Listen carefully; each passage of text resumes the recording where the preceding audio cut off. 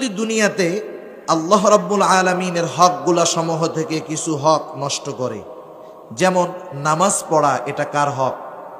একটু জোরে বলেন, কার হক? আল্লাহ তাআলার হক। নামাজ পড়ে নাই, রোজা রাখে নাই, হজ করে নাই। আল্লাহ তাআলা তো মহান। আল্লাহ তাআলা যদি চান, কিয়ামতের দিন তার হক মাফ করে ঈমান থাকলে বান্দাকে জান্নাত দিয়ে দিতে পারেন, ঠিক কিনা বলেন?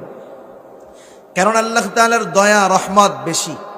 হাদিসের মধ্যে আসছে, ইন্না লিল্লাহি মিআতু রাহমা, আল্লাহ রাব্বুল আলামিনের রহমত কে ইন্না লিল্লাহি মিআতু রাহমা আনজালা মিনহা রাহমাতান ওয়াহিদাতান বাইনাল জিন্নি ওয়াল ইনস ওয়াল বাহাইম ওয়াল হাওয়াইম। রাসূল আকরাম সাল্লাল্লাহু আলাইহি ওয়াসাল্লাম বলেন, আল্লাহ রাব্বুল আলামিন তার দয়া রহমতের 100 ভাগ থেকে একটা ভাগ মানুষ, জিন এবং যত সৃষ্টি আছে সবার মধ্যে বন্টন করে দিয়েছেন। আল্লাহ তাআলার দয়া রহমত থেকে 100 ভাগের 1 ভাগ তামাম সৃষ্টিকুলের মধ্যে আল্লাহ বন্টন করে দিয়েছেন।